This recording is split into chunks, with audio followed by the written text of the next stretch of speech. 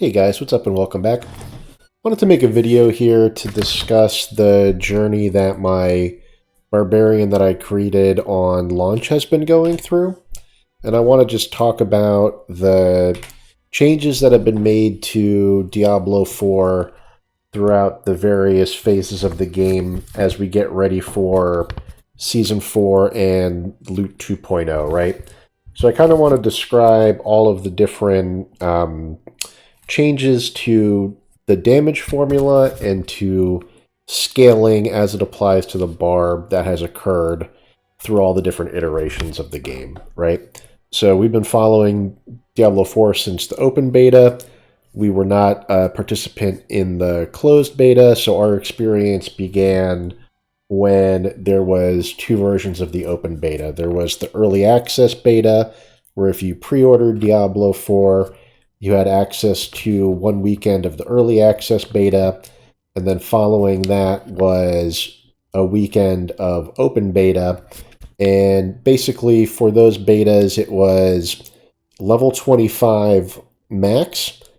You didn't have access to the capstone passive, so you basically couldn't get enough skill points to get like the Unbridled Rage, or what are the relevant ones? It's Unconstrained and Unbridled Rage for the most part, Walking Arsenal, and Gushing Wounds, right? So in the open beta, there wasn't enough skill points to get access to those.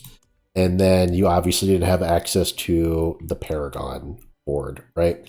So on launch, what we observed was the content creators like Rob, for example, doing big damage with his Barbarian, running the same dungeon over and over again. And then the guys like Wudijo and Rax just smoking a Shava with Twisting Blades Rogue. And, you know, we got an Ashava kill in the open beta with our Barbarian, and that was kind of like one of the very first videos on the channel, right?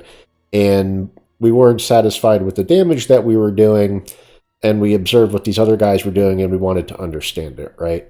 So that led us to our second video, which reviewed the damage formula calculation on max roll, right? And back then, we put together the spreadsheet, and we were trying to understand the multiplicative categories of damage, right? So there was basically additive damage, like all of your conditional damage went into a bucket. There was vulnerable damage, so stacking vulnerable damage was very important. It was its own multiplicative category. Critical strike damage was its own multiplicative category.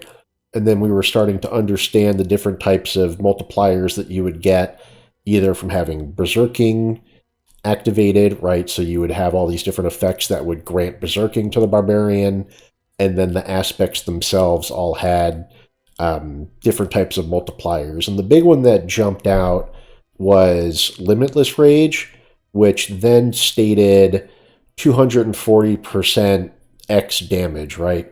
So the way to interpret that is that was a 3.4 multiplier. Take the damage, multiply it by 3.4. That was a huge bonus. Things like Expectant were 50% or 1.5 multipliers. So like the standard multipliers like Limitless Rage, Expectant, Edge Masters, they were all doing very big individual multipliers. And we were starting to understand, okay, this is how people are achieving big numbers, right? And we wanted to think about how that applied specifically to Whirlwind. So we also understood that we needed essentially 100% critical strike chance. And the way to achieve that was with Dire Whirlwind, which in the beta granted all the way up to 80% critical strike chance when placed on a two-handed weapon, right? So that also is how we understood that the two-handed weapons, where they doubled the power of an aspect, were extremely important slots.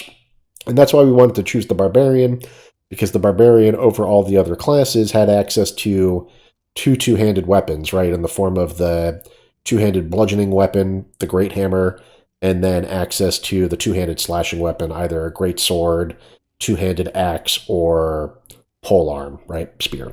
So that was what the open beta was about.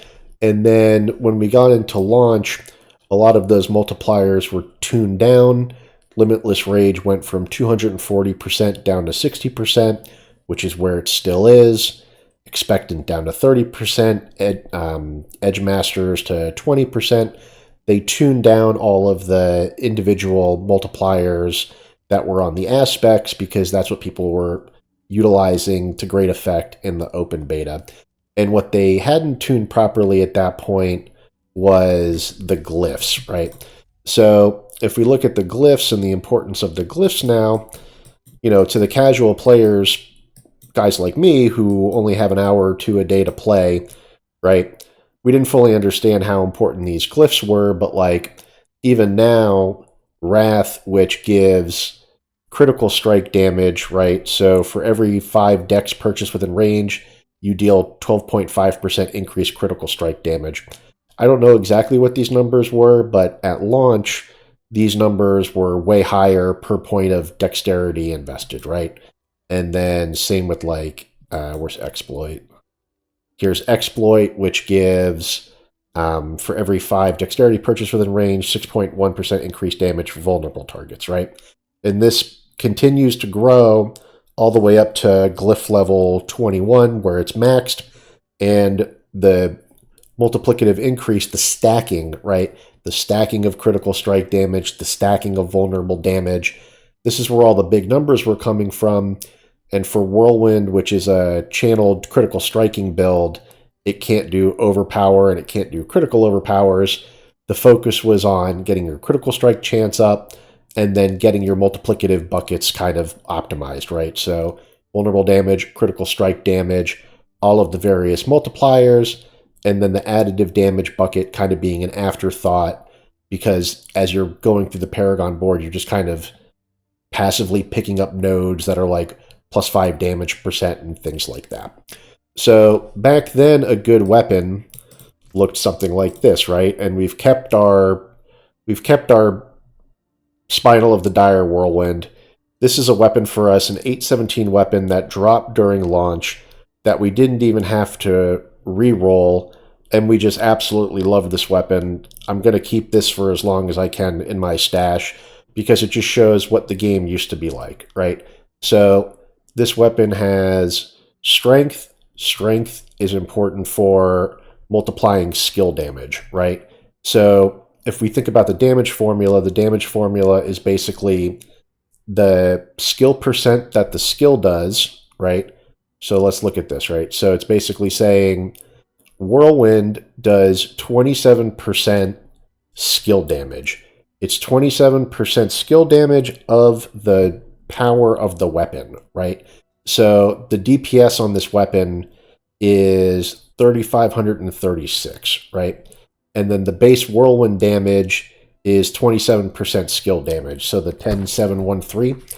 So if I take, and I'll just do it on my phone so I'm not punching the keys, right? If I take the high range of this, which is 4,243, and I times that by 0.27, that is 114561. So it's not quite what I think it should be, right? And maybe it's taking the DPS instead.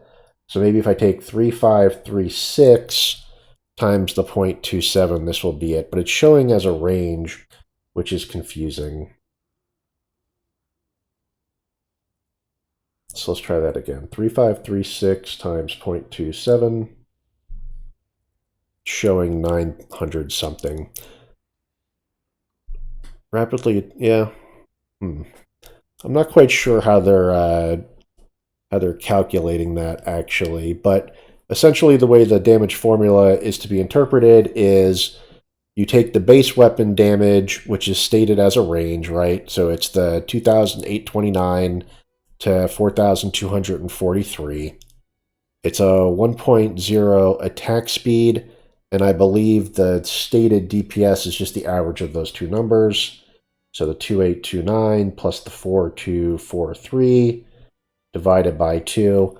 So that's accurate because what they're doing is they're basically taking the average of that range that can roll. So the first roll is the damage per hit. And it's just taking the average of that because the attack speed is 1. That's your stated DPS.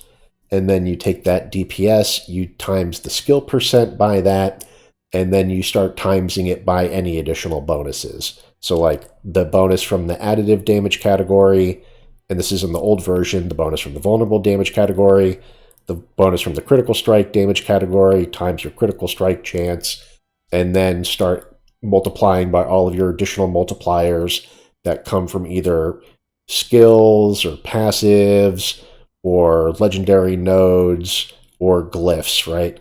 That's basically what the damage formula amounts to, right? So back to the story, right? So the open beta had crazy high multipliers on the aspects, and this is all about testing, right? So like Blizzard is obviously incapable of testing these numbers in a meaningful way. They clearly needed to develop better internal testing tools, which they don't have, and they're really relying on the feedback from the community to understand how the numbers actually work. So in the open beta, we had large multipliers on the aspects. They tuned those down. At launch, we had large multipliers due to glyph scaling and the nature of how glyphs work when fully leveled up. They tuned those down. And then by Season 1, not really much had changed. And at that point, we switched to Rogue. And we had a pretty good time in Season 1 with Rogue, actually. But something did happen towards the end of launch, which is they took, for example, my Spinal of the Dire Whirlwind, and they scaled down the value of the affixes that appeared on these items, right? So back then, the high range of critical strike damage and vulnerable damage that appeared on these was much higher, and they tuned them down. And then also the value of things like cooldown reduction, they tuned those down on here, right? So right before Season 1, towards the end of preseason or the launch phase, they released a big patch, and everyone was kind of excited about that big patch, hoping that they would fix things like resistances, which didn't work, and maybe rebalance the game in a nice way. And really what they did was they just nerfed everybody's builds, and everyone was really upset about it then, and we had made a video about that as well. So that takes us through open beta launch in Season 1, and then by the time we get to Season 2, they changed the damage formula and basically decided to move additional scaling from vulnerable damage and critical strike damage into the additive category. So you would still get a 1.5 multiplier for your critical strike damage, but you couldn't stack additional benefits into a singular multiplicative bucket for critical strike damage. The additional scaling would move into the additive damage category, where it would start suffering from diminishing returns, as you would only be stacking one multiplier rather than spreading out across higher multipliers, right? And that's why we made the spreadsheet, because we wanted to understand, okay, it's much better to balance high numbers across all of the categories rather than have low numbers across most of the categories and one big bucket filled up with additive damage, for example, right? So vulnerable damage, which would give 20% increased damage, that's a 1.2 multiplier. All of the additional scaling moved into the additive category. Critical strike damage, which is a 50% bonus, a 1.5 multiplier, plus all of the additional scaling. Now all that additional scaling moved into the additive damage bonus category, right? So this is our Eternal Barb. This is our Barb from preseason. We played a Rogue in Season 1, and then now before Loot 2.0 comes out, and the way that itemization works and is going to change, right? We want to make sure that we revisit our two characters, get them up to level 100, and importantly, scale them correctly, right? So right now, our characters aren't actually scaled correctly. You can see that we have legacy items. They're not really legacy items, but they're items that reflect the old way of scaling the character, right? We've got strength, critical strike damage, vulnerable damage, and then an additive damage category of choice, where damage to close for Whirlwind is a good choice because it has a very high roll at the max range of 70.5%, right? But the additive categories are really interchangeable in a sense. We could just as easily be rolling with core skill damage, damage to close, damage to bleeding, damage while berserking, right? And while we're talking about core skill damage, we can also go back into the skill tree And what we can observe is something important, which is there was a misconception as well in terms of how Unbridled Rage was working. So Unbridled Rage was giving a tooltip in the stat sheet that made it seem like Unbridled Rage was making core skill its own multiplicative category as well, which led people to believe that the most effective affixes on weapons for Barbarian specifically would be strength for the skill percent, critical strike damage for that bucket, vulnerable damage for that bucket, and then core skill damage, which appeared to be its own multiplicative bucket, right? And in the stats and materials, it kind of was looking like the damage with core was being multiplied rather than added, right? And this is kind of covered in the max roll pages as well, right? So the reason I'm discussing all of this is because it's really important. Unfortunately, so like, no disrespect to Max Roll, Icy Veins, d4builds.gg. These websites are extremely important if you want to dedicate time to the game and understand how everything works, right? When we weren't happy with our damage in the open beta, we tried to find the best source for an explanation for the damage formula.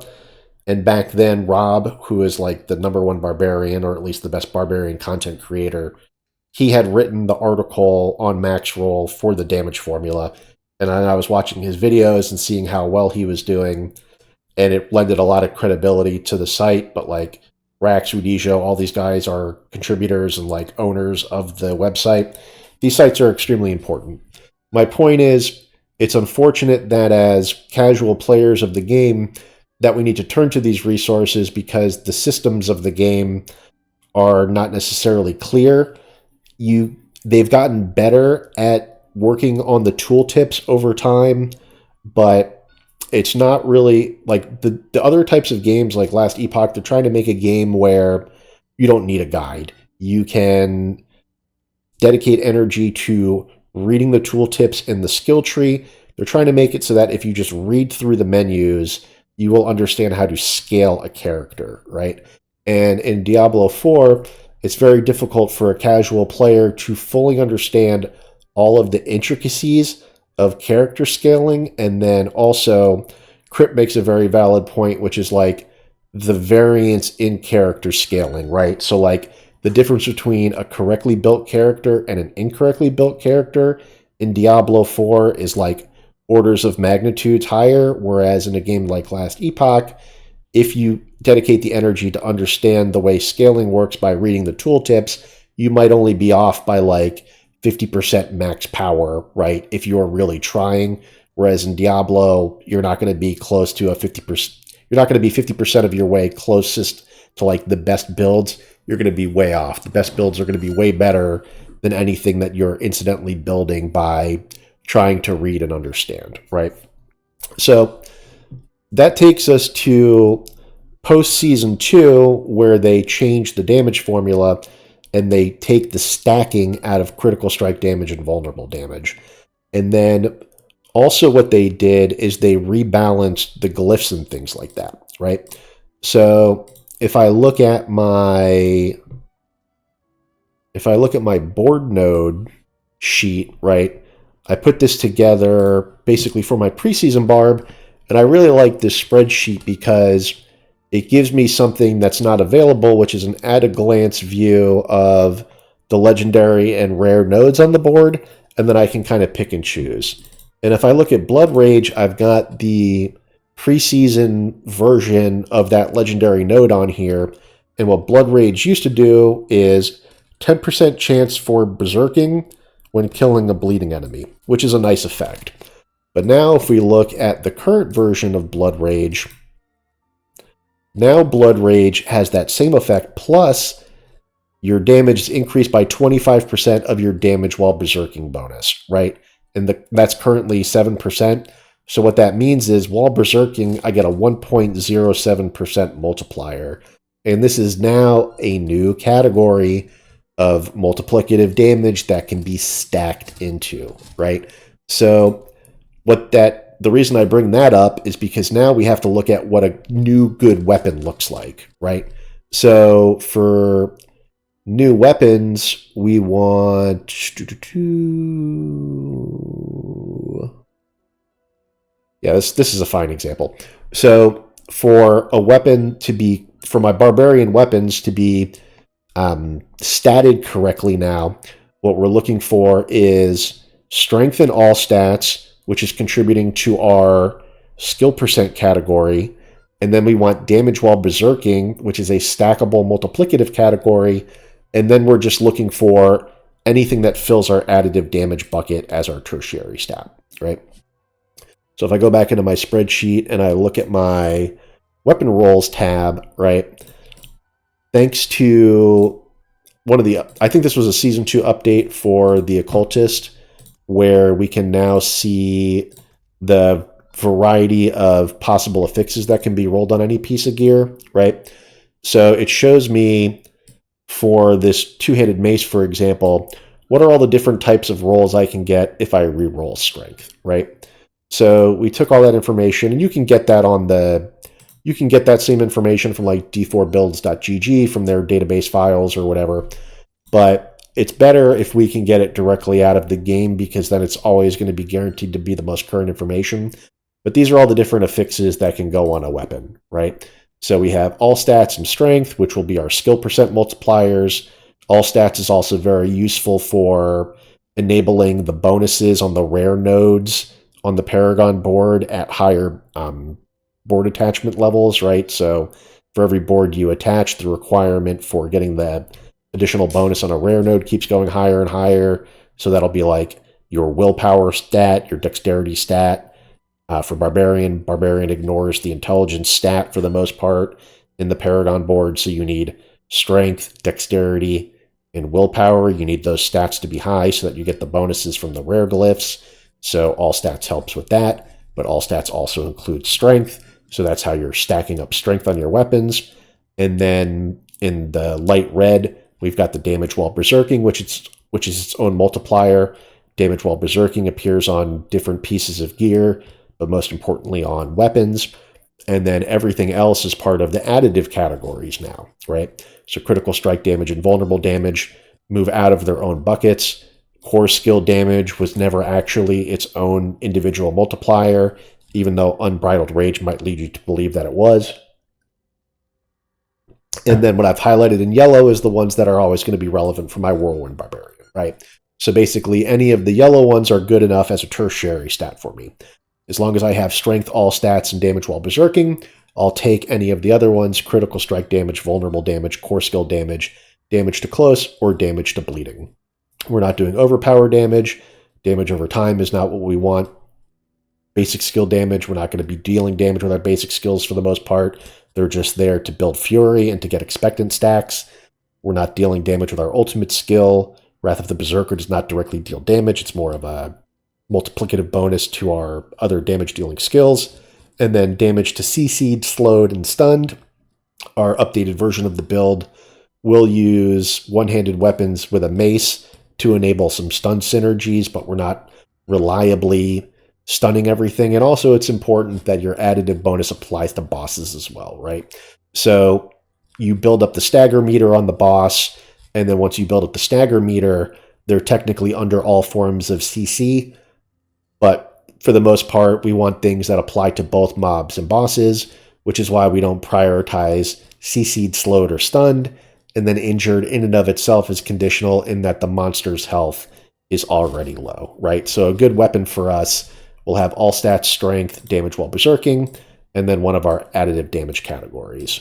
So in the stash, we've got our 4 new weapons that we're going to use, and you can basically see that they're all there or they're ready to be rolled to that. So on this two-handed mace, we have to re-roll damage to slowed into damage while berserking. On our one-handed mace, we have to we'll roll damage to stunned into damage while berserking. On this one, we're going to roll ultimate skill damage into an additive category. So this will be the easiest one to roll. When we roll ultimate skill damage, we'll be able to pick and choose from any of those additive categories, which is very nice. And then same with our two-handed sword. We have damage while berserking already with nice rolls. we have a nice high strength roll, and then we can continuously roll this damage to bleeding into other categories as we see fit. Ultimately, we would like everything to have either damage to close or damage with core skill. The damage to close is preferable because it has the highest range at 70.5%. And you can see that here. Basically, you can see that things like close and stun go up to 70.5%. Damage to injured has the highest range at 105%, right? But ultimately what matters is that we're filling every bucket, right? So already this is a pretty long video. I was kind of intending to redo my aspects and redo my skill tree and redo my Paragon board, but I don't think that's as interesting to do in the context as in a video. More so, this is to explain the changes that have gone on with the game over time, right? And what I can call out is a few different things from the aspects perspective that I think are interesting, right? So for offensive aspects, we definitely want Limitless Rage, which is going to be our highest individual aspect multiplier at 1.6. There's also Edge Masters, which can go up to 1.4 if you put that on a two-handed weapon, or 1.3 if you put that on the amulet. We like Dire Whirlwind because we want to ensure that we get the highest critical strike chance, so Dire Whirlwind on a two-handed weapon is key. Other good aspects are Berserk Ripping. Conceited I like, because Conceited is a 1.25 multiplier when you have a barrier, and then now the barrier values have gone way up. So if I look at this aspect of the Protector at 911 item power, max rolled, which is very nice, is a 9,944 point barrier. So basically the max roll of barriers would be like a 10,000 point barrier is basically the best you can do, just about. And then the way life is continuously scaling up, the 30% on potion, while injured, your potion also grants 30% max life as barrier. So I've always liked the combo of having pants with barrier on potion mixed with the Protector aspect comboed with the Conceited aspect, which gives a 1.25% multiplier on barrier. That seems to have fallen out of fashion, but I've always thought that was a really cool synergy. I've always really liked that. Other good offensive aspects are Retribution, which is damage to stunned, Accelerating, which doesn't apply to Whirlwind, but accelerating, getting additional attack speed is very nice on essentially every other build. And there's also a newer one, Elements, which harkens back to the D3 convention of elements, which in Diablo 4 gives 2 different rotations of elements, and I think it's just another 1.3% multiplier. On the defensive front, you have Might, which we used on the Rogue, which was just giving DR when you used your basic skill. That could still be very relevant for the Barbarian here if we combo that with Expectant and expect to do basic attacks into Whirlwinding. Numbing Wrath, which gives us our Fortify generation. Iron Warrior, which gives us damage reduction when we're bleeding enemies. Then we have Disobedience, which has changed up and down. It's been upward and downward adjusted over the different patches, but on an amulet now, it's basically giving up to 99% increased barrier, or increased armor. So you take your armor value and basically times it by 2, and that's what you get for Disobedience. There's a new aspect, Juggernaut, which gives a very large flat increase to armor. So this is a 911 Juggernaut. It's not max rolled, but it gives you a sense of the range. You can basically get a 6,000 point increase to armor, and then you can multiply that by Disobedience. So that's a very nice combo. We talked about Protector, which is the barrier synergy. There's Protecting, which is the bubble, which is very nice. And there's one more which is good, which is the one that combos with Iron Skin and that one gives, let me see if I have one of those in the, actually I think it's a codex power, right? Let's see. There's Iron Warrior. So Iron Warrior is pretty nice. I think this one goes up to 35 or 40% damage reduction. So it gives, it takes Iron Skin and enhances it quite a bit. And you can have Iron Skin giving you both a barrier and now also unstoppable and damage reduction. So we were using this for a while instead of Wrath of the Berserker, but Wrath of the Berserker gives a very important damage multiplier. So yeah, we stopped using Iron Skin when we didn't need the survivability anymore. But Iron Skin plus Iron Warrior is another excellent defensive synergy. And then for resource aspects, we've obviously got Bold Chieftains, which is very important for cooldown reduction on our shouts. And then Echoing Fury has been buffed, where I believe Echoing Fury used to be like more like Umbral, where it was like 1, 2, or 3 Fury per second. Do I have my Umbral on me? Yeah, so Umbral is 1 to 4 primary resource when crowd controlling an enemy. We actually use that on the Rogue. Echoing Fury, I think, used to be the same, 1 to 4 Fury per second while any shout is active. They buffed that to 6 to 10. So now the codex roll of this at 6 is actually pretty decent. And when we rebuild our character here, we're actually going to have to put a codex roll of Echoing Fury on one of these 2 rings that we're ready to roll into. And then on mobility, you have Ghostwalker. Ghostwalker is giving movement speed while unstoppable, plus free movement through enemies.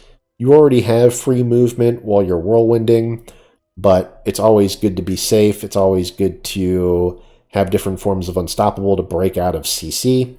Unstoppable is very valuable, and Unstoppable has good synergies with a few of the new uniques that they've added starting in Season 2. And then on the utility aspects, there's Relentless Berserker, which increases the duration of your berserking. It's like a lucky hit chance to increase berserking duration when you critically strike or kill with a critical strike. There's Grasping Whirlwind, which pulls enemies in. And then there's Anemia, which does something on stun. It gives direct damage. So direct damage against a bleeding enemy gives a lucky hit chance to stun them for stun synergies, right? So a couple more things. If we think about the cooldown reduction on, that's Mortal Draw, Exploit, Disembowel, and Martial. So Martial used to state, after casting a shout, the active cooldown of every other active shout is reduced by 40%, right?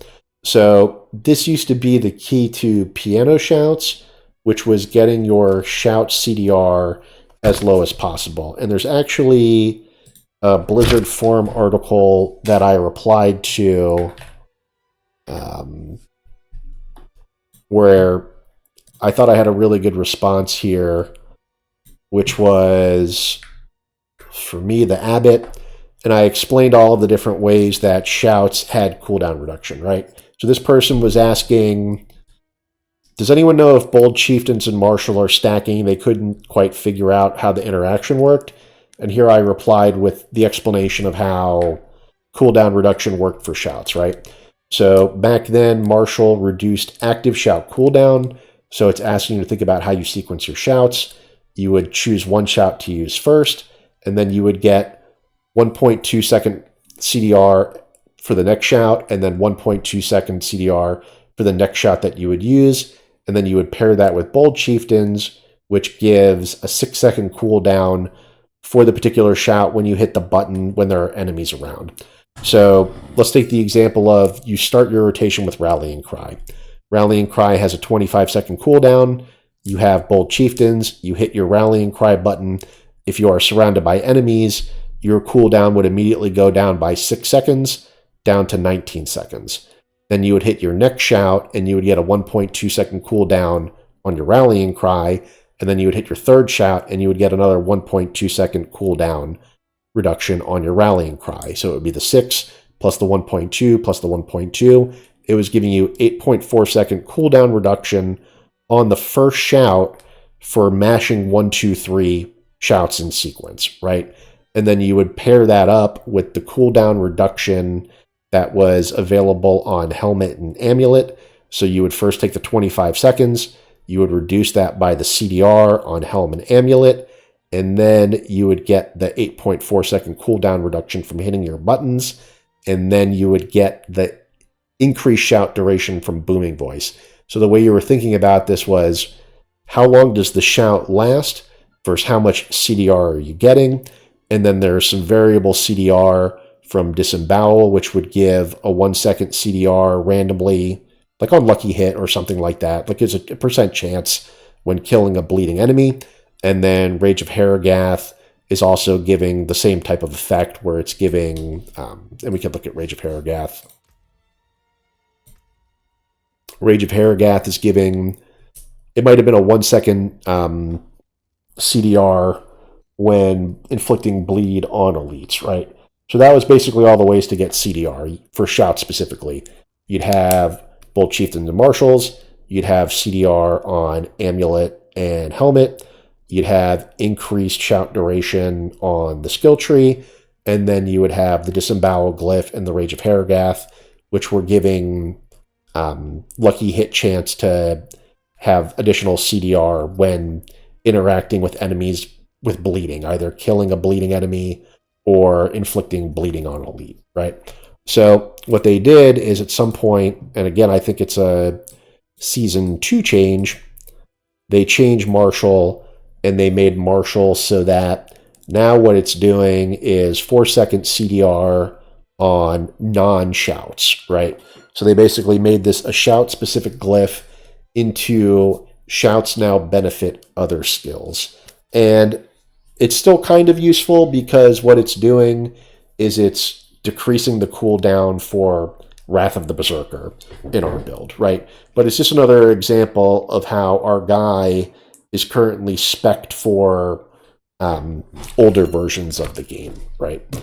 So the other thing to call out here, did I have something else I wanted to call out in the skill tree, I think? Can't quite remember exactly what it was on that tangent.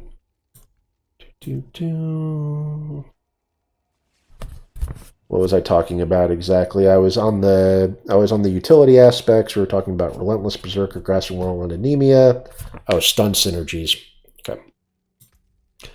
So then, kind of like the last piece of the puzzle here is, at some point, people decided to go this route of wallop and concussion, right? So there's a content creator, I believe his name is Murder Inc., and I don't think he's as active as he was because Diablo 4 has waned in popularity quite a bit, but he was doing a lot of Barbarian content, and he was kind of like the counterpoint to what you were getting out of Rob and other content creators, right?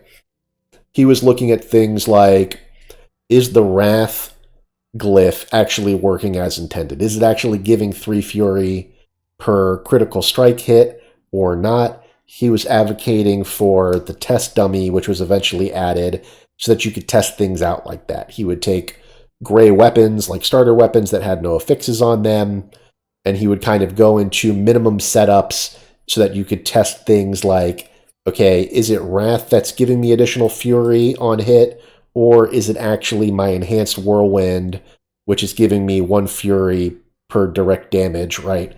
So he was testing things like that and came to the conclusion that Wrath wasn't working properly, but could still be useful for critical strike chance,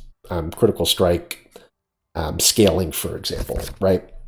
So this guy was really smart, and he was looking at things like the synergy for wallop and concussion, and he was specifically looking at two-handed setups for the Barbarian kind of before anybody else was. And everything is just my opinion, right? As a content consumer, but basically there's always been a question of which of the weapons is best for Whirlwind, right? So when you go to the skill bar, you can assign auto-select, the dual wield, the bludgeoning, or the slashing. This is basically what the Barbarian is all about, right? The arsenal system lets you assign any set of weapons that you want for a given skill, and then there's synergies with that, right? There's the walking arsenal, there's damage when switching, damage with skills that swap to a new weapon, right? So there's all these different synergies with weapon swaps and things like that.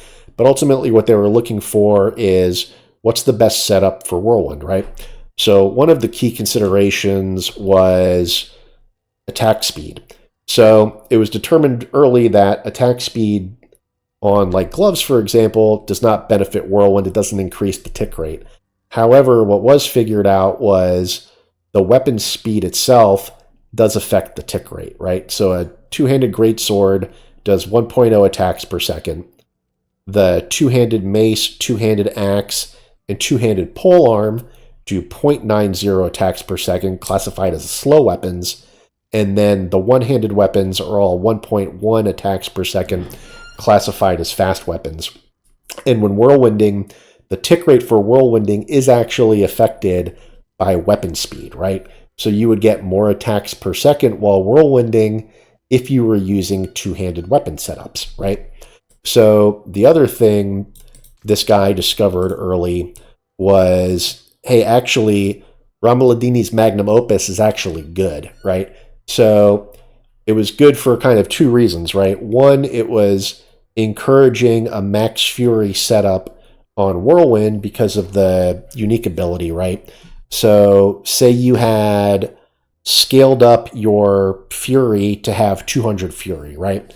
When this first came out, it was 0.1, 0.2, or 0.3 was the range.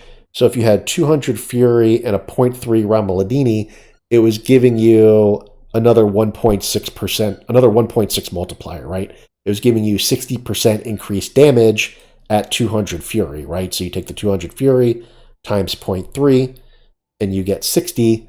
That's 60%. That's a 1.6 multiplier. So he had found another 1.6 multiplier like Limitless Rage, which is generally considered one of the best multipliers, right? And he had also determined that the attack speed for the two-handed setup was the best.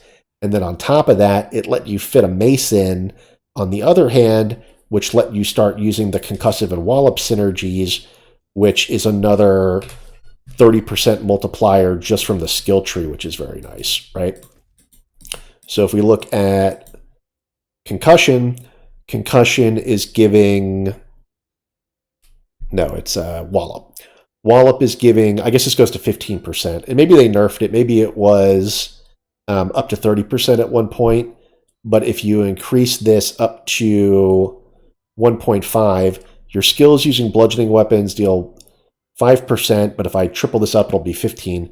15% increased damage if the enemy is stunned or vulnerable. And then concussion, you have a lucky hit chance to stun an enemy when using a bludgeoning weapon, right? And then on top of that, in the expertises, you get additional increased damage to stun when you're using a one-handed mace, so you get 10%. So these are all multipliers, right? So you get a 1.1 multiplier when damaging a stunned enemy with a one-handed mace, and then the one-handed sword is giving a lucky hit chance for additional fury against a crowd-controlled enemy, which a stunned enemy counts as crowd-controlled. And then you would throw on the two-handed sword expertise to make sure that everything is bleeding, so that you get all of those bleeding synergies from like Disembowel, Rage of Harrogath. There were other synergies at the time when this node for Hamstring was better, and rather than slowing healthy enemies, you were slowing everything, right? It didn't say healthy originally, it just said your bleed afflicts slow enemies by some percent, right? So there was all these additional synergies that involved either the mace doing stuns or bleeding effects, and you could either get bleeding by using the Furious Whirlwind if you were using a slashing weapon. So maybe this originally might have been two-handed slashing, and now it's just slashing. So the one-handed slashing weapon can give bleed effects now, but then really you want this one, Violent Whirlwind, which after 2 seconds of channeling, it gives a 30% increased damage. That's a 1.3 multiplier, right? So a lot of different stuff that's worth discussing, but ultimately it goes back to the fact that what we are trying to do is build a character that is correctly scaling, that is stacking the correct multiplicative buckets, and that's taking advantage of all the various multipliers that exist either in the skill tree, legendary aspects, unique aspects, legendary nodes on the Paragon board, or glyphs, right? So, yeah, we definitely are not going to redo the skill tree and the Paragon board in this video. That would just take way too long. What we'll do is we'll do it offline, and then we'll come back and we'll do some runs of Nightmare Dungeons at whatever the highest level that we can blast through. And then in another video, we're going to talk about what's happened with bosses, right? So also part of Season 2, which was a well-received season, they added boss materials and Duriel as a way. They added bosses, boss materials, and Duriel as a way of farming uniques, right? And this is basically the last thing I want to talk about, because in Season 1 with my rogue, I was getting tons and tons of uniques just doing Nightmare Dungeons, right? By the end of Season 1, I had an entire stash tab just full of all the different rogue uniques from doing Nightmare Dungeons leveling my glyphs. And now that I've started playing my Barbarian again and doing Nightmare Dungeons again to collect gear and level up to 100 and scale my glyphs, I'm noticing I haven't gotten a unique in quite a while, actually. And I think what they've done is they've really pushed the acquisition of uniques to the boss system that they've introduced, right? So I've got one more thing worth looking at, which is always from Reddit, right? Which is an infographic which explains the bosses, right? So summoning bosses requires mats. Acquisition of mats is all tied to different endgame activities in Diablo 4, right? So acquisition of mats to summon Varshan comes from Whisper caches. And then Varshan has a loot table for unique items. So if I wanted to get a Field of Crimson, for example, for my Barbarian, I would want to fight Varshan a bunch.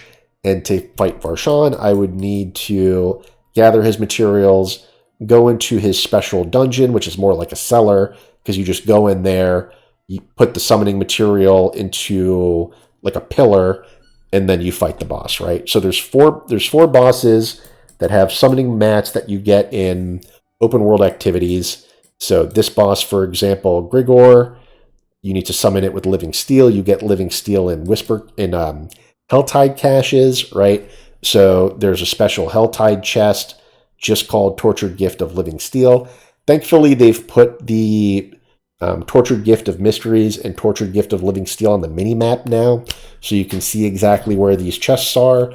But if you want to fight this boss, you have to go into the Helltide and farm these chests. If you want to fight this boss, you have to get Exquisite Blood, either from killing world bosses or doing Legion events.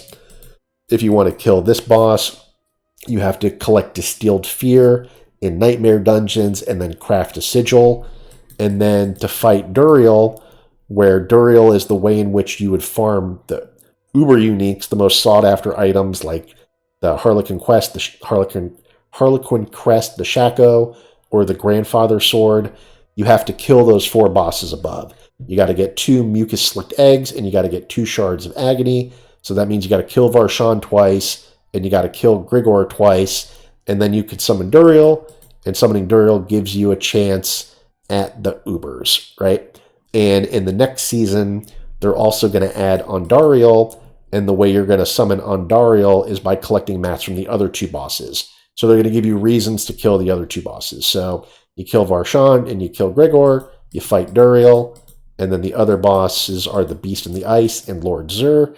You kill those 2 bosses, you'll get mats required to summon Ondariel, and Ondariel will also give you a chance to get Uber uniques, right? So basically, you're just looking at the loot table and seeing which boss you want to farm.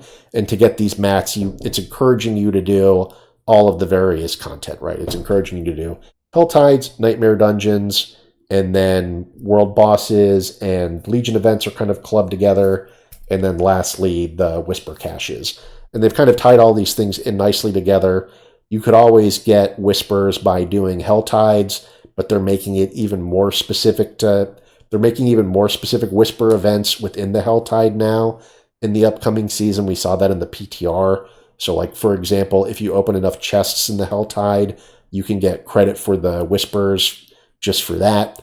You could have done PvP as well to get credit for Whispers as well in any version of the game. But they're basically trying to steer you towards doing the activities that were already in the game by giving you boss materials. And this is very similar to how in Diablo 3, there were the Uber bosses where you would need to collect certain... There was certain boss enemies baked into the bounty system in the adventure mode. So in adventure mode, there was only 3 things to do in Diablo 3. There was bounties, there was Nephilim rifts, and there were Greater rifts. Bounties gave you specific materials, and it also had the bosses that had the summoning keys for the Uber bosses, and then Nephilim rifts was where you had to farm the keys to open Greater rifts, and then Greater rifts is where you had to level up your legendary gems, which socketed into the 2 rings and the amulet, gave like additional legendary powers. They're doing something similar in here, where instead of the bounty system, there's more of like the open world mechanics, and they're trying to give additional incentives to doing the open world mechanics in the form of the boss materials, and then summoning and fighting the bosses is the way in which you're supposed to be farming uniques.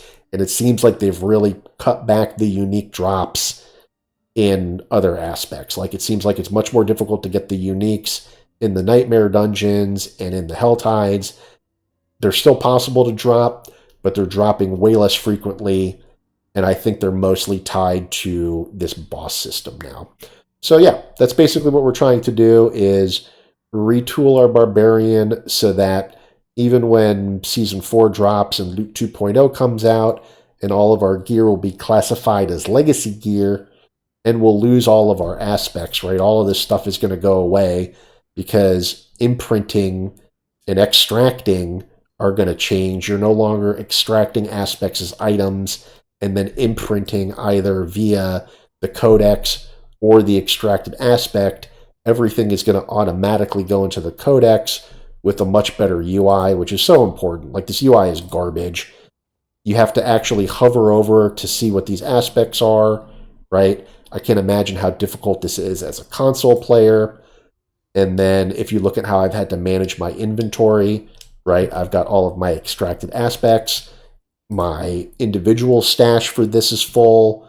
I have a whole tab dedicated to it. In prior builds of the game, yes, they were always organized by offensive, defensive, utility, resource, and whatever the other category is, mobility, right? Mobility is in here as well after resource. They were always organized in that sequence, but within that, they were organized by item power, and at least they've changed it where now they're organized, they're grouped up, right? So like the Berserk Rippings are all stacked up, followed by like Limitless Rages together, Accelerating, Conceiteds, right? So the Conceiteds are all stacked up, right? Where before it was just inverse order, descending order for item power. So like even then it was way harder to look at. And then also at least they added a search function. So like if I want to find all my Limitless Rages, right, I can just search for it and I can see across tabs which has it, right? Or if I need to like find a good sword or something, I can search sword and all of the swords are highlighted. So they have been making attempts to improve the UI, but everything that I've talked about so far is like the evolution of Diablo 4 and like the damage formula and the balancing of damage. And we didn't even really talk about defense and how in Loot 2.0 they're pulling damage reduction off of all of the like chess pieces and pants and stuff like that. DR is coming off of that from a stat affix perspective, and you're really only going to see damage reduction on items from the uniques, which feel more like legacy items now. And all this is to say, there was a comment made by Rax when he was kind of comparing Last Epoch to Diablo 4, and it's like, yeah, they're making strides in the right direction, but he doesn't really have faith that they're ever going to get it truly correct, right?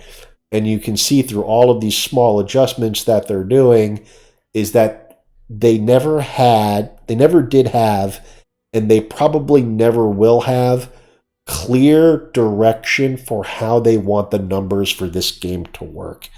And God, I really respect Rax. The dude is very smart. He is like good with his spreadsheets, and Rob was too, but like Rax seems to be a little more professional in the sense that, you know, continuing to work for Max Roll and contributing to that, and the way he puts together his content is he's really trying to explain, like, this is how the game works, and this is the systems and all that. And for the most part, these guys have to be positive about Diablo 4 because as full-time content creators, their livelihood is really tied to this. It should be blatantly obvious, and I say it all the time, like, my channel is not monetized. This is not my job. I have a full-time job. I have a family. I do this purely as a hobby and mainly for myself more so than others.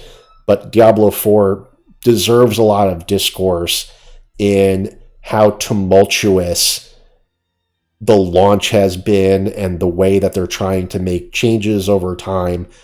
You can just tell that, like, they don't have the internal testing mechanisms.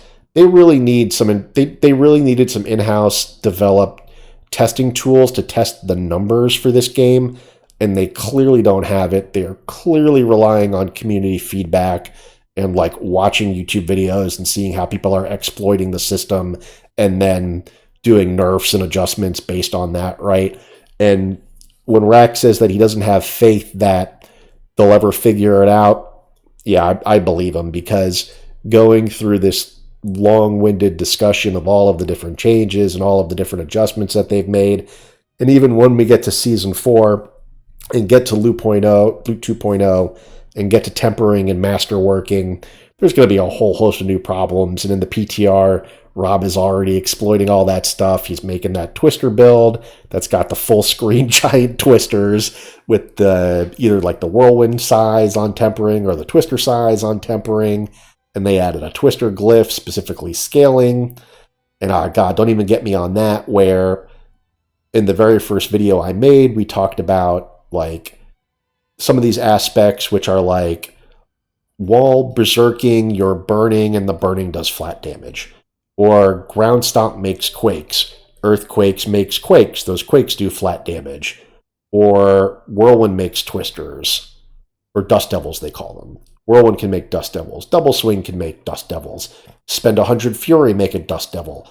All that stuff at the beginning of Diablo, and even right now until Loot 2.0 comes out, that's all flat damage, and it didn't scale with anything, right? So you had these non-scaling attacks that would do like 1,000 damage, and then you have your critical strike whirlwind or your Hammer of the Ancients Hoda overpower critical hit that's doing like 1 billion damage. So you have your 1,000 damage earthquake, and then your properly scaled core skill that's doing closer to like 1 billion damage, right? So they really don't know what they're doing. And in Loot 2.0, they're trying to scale those flat damage abilities like burning, earthquakes, dust devils. They're trying to scale that with weapon power and all the other types of scalings. And they have glyphs specifically for that now, right? So they have 2 glyphs specifically for this. Rumble, which is scaling for earthquakes, and Twister, which is scaling for dust devils. So when we get to Season 4 and Loot 2.0, there's going to be all these busted builds because there's going to be busted dust devils, and they couldn't really internally test correctly how strong dust devils are. Like, they want it to be good, but they don't know exactly how good it's going to be, right? and we're going to see all these clickbait videos of broken builds and best build for Barbarian season 4 and all this crap from the other from I say other content creators. I'm not even really a content creator. From the content creators are going to have all of these different clickbaity builds, right? Nerd Rage Gaming, all those guys. And it's just like again and again and again they're going to prove that they don't know what they're doing. And then lastly, Vibe, who is more of like a Blizzard gamer, right? We learned StarCraft 2 from Vibe during the pandemic, watching his Beta GM series, where that's another guy, we respect the hell out of Vibe. The energy that he put into that Beta GM on his stream, going into replays and explaining every little thing in detail. His hot take when Diablo 4 first came out was like, the graphics are cool. There's a really cool foundation here. This game will be good maybe like by season 10. Right? Just like, boom, shot out the dark prediction. It's going to take 4 to 5 years for them to get their shit together. Right? And yeah, he's probably right. Right?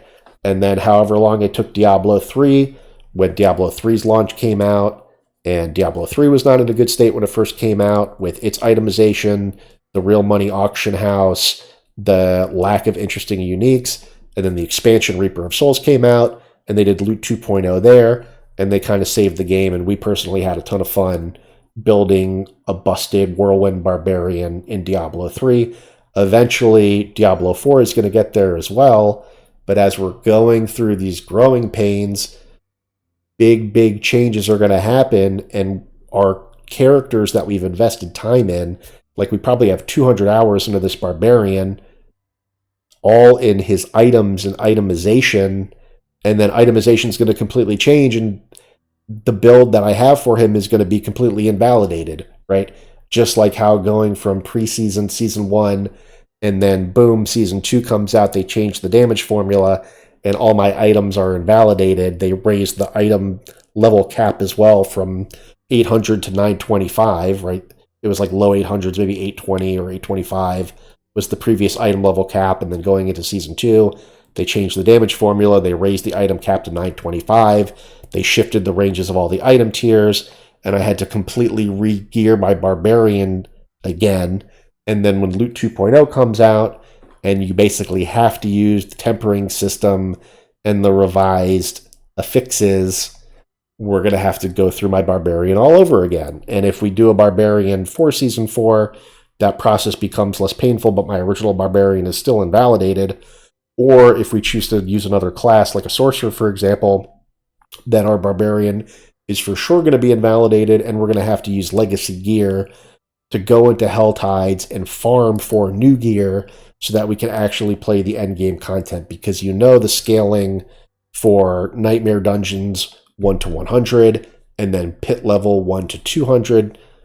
We already know that that scaling is whack and that the high scaling dungeons are always out of whack, especially at launch. The high level Nightmare Dungeons were scaled so weird, and you had to have like builds that were exploiting things like damage while injured and other DR stacks to even survive those high tier Nightmare Dungeons. And, you know, killing Uber Lilith at the beginning of the game was a massive challenge just from the one-shotting.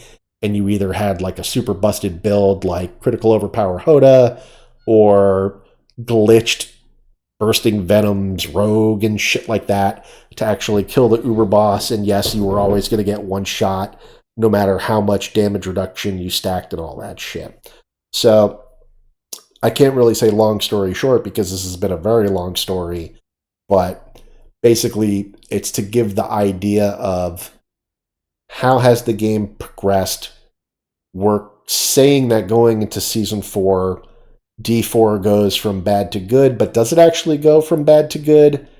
Probably not. D4 is still sus at the start of Season 4 and Loot 2.0, and it's going to take even more time if people stick with this game for it to get right, and it might not actually get right until they drop the expansion, which I think is called like Vessel of Hatred or something like that. So if you're on the fence, and first off, I can't believe anyone would possibly watch to the end of this video, but if you're still on the fence about Diablo 4, I would say don't even bother until the DLC comes out. And then for me, I'm just trying to get my characters that I've invested time in into a position where if I want to continue to invest time into these Eternal Realm characters, they can actually do the content that's at their level. So, yeah, okay. How long was this video? I feel like it was an hour, right? Yep, hour and 4 minutes. So, yeah, these are mostly for me. It's mostly like an archive in my YouTube channel that I go back to and kind of like reminisce about the progression of my time spent playing games. I do like Diablo. I like StarCraft 2. I like Elden Ring and FromSoft games like Dark Souls and all that stuff. I have a 200 plus save file on The Witcher 3. I like action RPGs, single player games, classic Nintendo, all the old school Zelda games. I've got every Nintendo console from when I was a child. I do love games. I'm big into gaming. Diablo is just so interesting because graphically, it's one of the best games there is. The moment to moment gameplay is extremely exciting. And you can just tell that as an organization, modern Blizzard, which is basically Activision, Blizzard Activision, they have piss poor direction, leadership, and upper management. And they are like overstaffed to the brim with developers who are like dedicated to like artists, right? There's more artists than there are game designers at Blizzard now. They make fantastic assets, they make beautiful dungeons, beautiful tile sets. The monsters look great, the animations all look great, but these guys are absolutely terrible at designing game systems. Laughably terrible at designing game systems, and you have to look at the indie games like Last Epoch to see what good game design actually looks like. And then we're praying to God that like a semi-indie company like Frost Giant Studios can build a good RTS game coming up, right? Because we don't really like the 4X games, we don't really like Dune Spice Wars or Civ 6 and stuff like that, like even though Civ isn't really competitive. But like what we're really looking for is things that scratch the itch like old school Smash Brothers used to do. And we don't have we're 40 years old. We don't have friends coming over to play games with anymore. So like Mario Kart and Smash Brothers would still be fun if we had friends that would come over and play Mario Kart and Smash Brothers with us. We don't. So we're looking for single player experiences like 1v1 StarCraft. We're hoping that 1v1 Stormgate might be good. We play Diablo. We're hoping that games like Last Epoch, when they come out, are actually good, or like Wolcen or whatever. We're just looking for games that scratch that itch for time sinks, and the FromSoft games always do that. Dark Souls 2, Bloodborne, Dark Souls 3, I think, was like one of the weakest entries. Elden Ring is obviously phenomenal. We picked up Armored Core 6. We have Baldur's Gate 3, which we haven't even spent any time in at all. We have Witcher 3, which we spent like tremendous amounts of time in during the pandemic. There's all this incredible stuff to do in gaming. The gaming scene has never been better, thanks to content creators and thanks to streamers and thanks to esports organizations keeping things like StarCraft 2 alive through ESL and GSL tournaments and all of the grassroots support for stuff like that. The fighting game community is thriving with like Street Fighter and Marvel and Mortal Kombat and Tekken, and like even the DBZ games were really good. There is just so much amazing stuff to do, and you really want to get the most out of your time.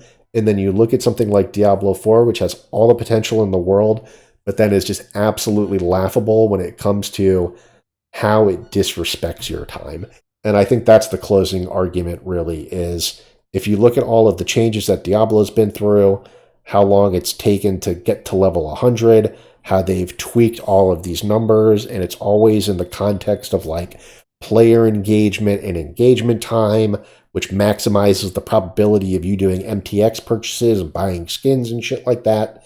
Call of Duty does the same thing, and the common thread there is it's Activision. This is Activision design. Activision is looking to maximize player engagement at the expense of player enjoyment and gameplay design decisions so that you spend more time in the game so that you're more likely to buy Battle Pass, buy cosmetic skins, and then God forbid they hide power in the MTX, and Call of Duty does that in the form of the attachments. There's scummy tactics here, and it's tarnishing the reputation of gaming, where in the last like 30, like if in all of humanity, the last 30 years of humanity, the cultural advent of gaming is like one of the most significant things from a cultural perspective.